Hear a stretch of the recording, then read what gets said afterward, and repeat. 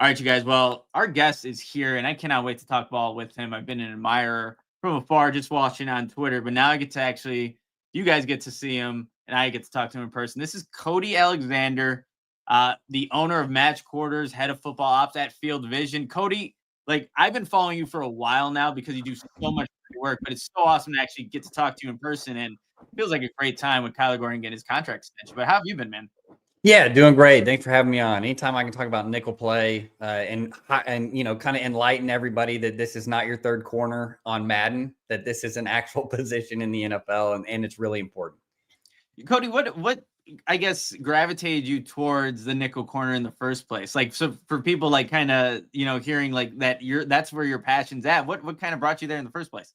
Yeah, I am a corner by trade. I played corner my entire life. I played it at the college level. I coached it at the college level, coached it at the high school level. It's kind of where I've based at. So 4-2-5 is kind of near and dear to my heart. That's kind of where I'm anchored. I definitely have anchor bias for the 4-2-5 and where I began coaching. So that nickel position and how important it is kind of in the modern game, because I'm also kind of like a football nerd that likes to get into the academic level of football. And that nickel position is kind of one of those key cogs in the modern defense.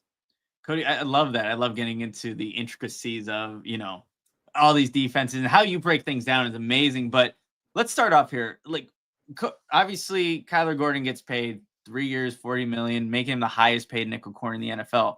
Why is he deserving of that contract? What makes Kyler Gordon such a valuable player to have in a defense? Well, I think what you look for in that position is a holistic approach. So it's somebody that can play at essentially zone coverage, man coverage, can blitz, and can fit the run. Those are all really critical things because the way that offenses are today, they're going to basically isolate that player in the box. They're going to find ways to get him involved in the run game. If you watch the NFL, it's a lot of condensed sets, a lot of pre-snap motion. The person who has to adjust to that on almost every play is going to be that nickel.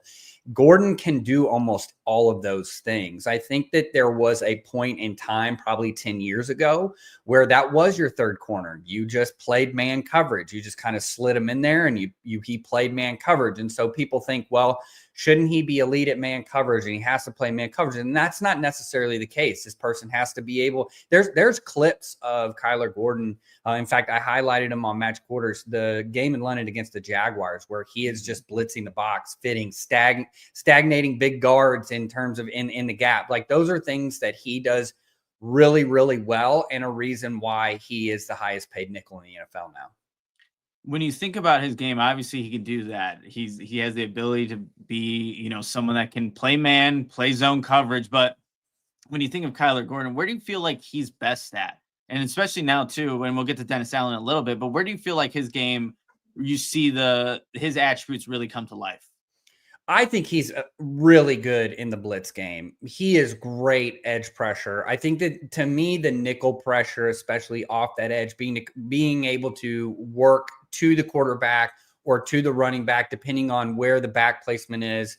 Running quarterbacks are such a big thing now. Almost every team now has some quarterback that can at least move. So being able to blitz, fitting the run, I think to me, that is where he is really good. He's also an excellent partner with Johnson, who's the corner. They tend to work together a lot of times, especially in stacks. You can tell that their communication piece is really there, which again leads to he understands what his role is in the defense and then how to adjust that for everybody around him, where I think the IQ and that ability to blitz the box is something that's really special for him. Cody, I'm glad that you mentioned that because Jaylon Johnson has talked about a lot of the communication that he's had with Kyler Gordon over the years, where they don't even have to actually communicate with each other. They just know what to expect of each other and each responsibility with whatever the defense is called on that specific play.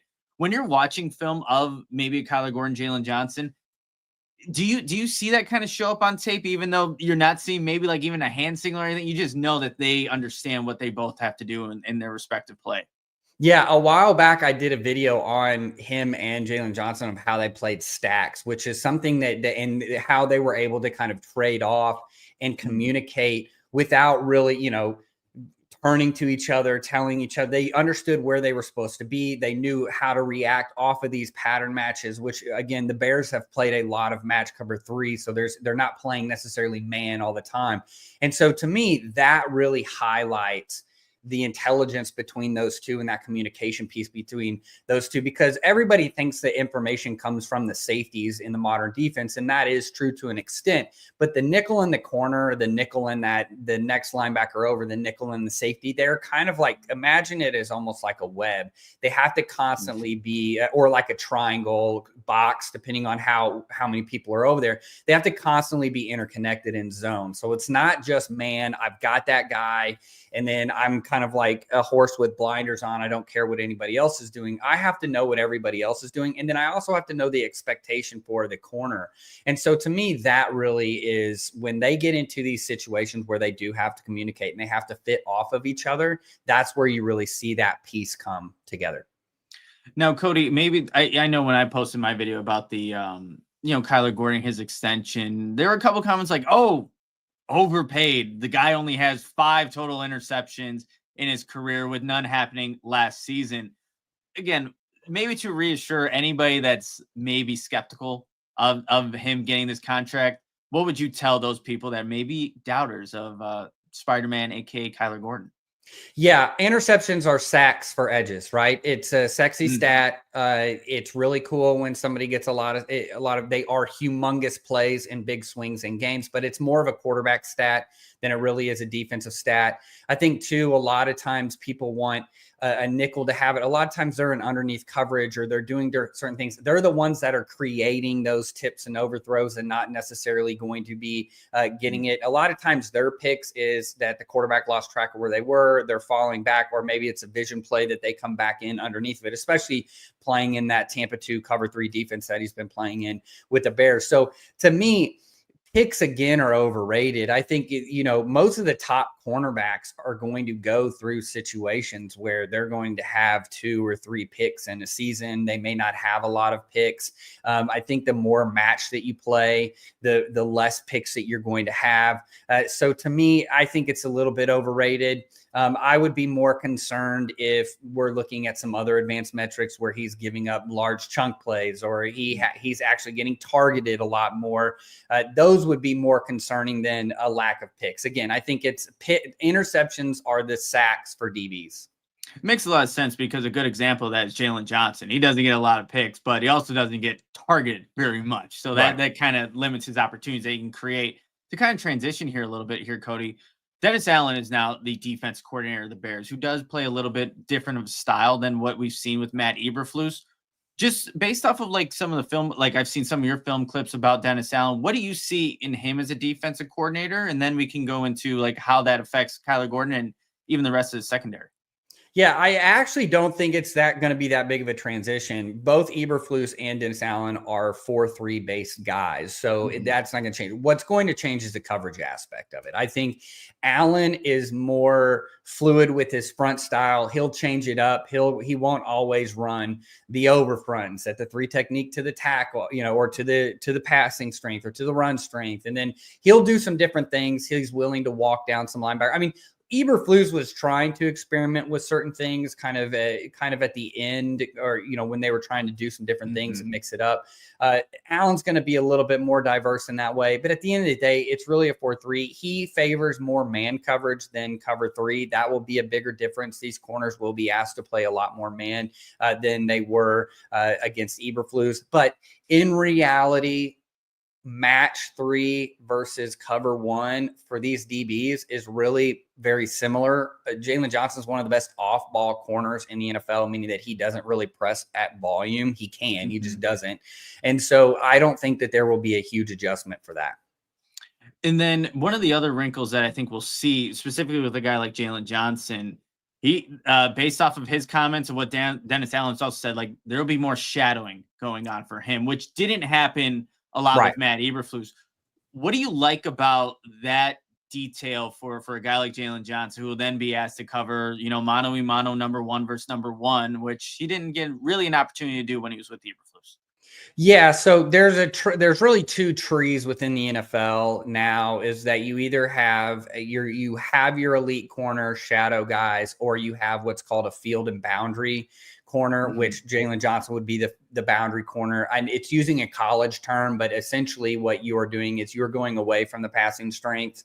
And then there's a little bit of defenses that are going to be left and right. And so you see that like Sauce Gardner, a lot of people think Sauce Gardner actually shadows receivers. He doesn't. He had DJ Reed on the other side. So he actually played on one side for the most part. So that's not anything new. I think with playing a lot more man, you're going to then have matchup defenses, meaning that I want certain guys on certain players. And so therefore that will be one of those where he's going to play. Now, the only caveat, and I would just put an asterisk to this, is that not every corner is comfortable playing on both sides of the ball. I know that again, that's kind of one of those things that sounds a little bit crazy, but there are some corners that prefer playing on one side over the other. But if you are going to be an elite corner in the NFL, you need to be able to shadow. And I have no doubt that Joss will be able to do that.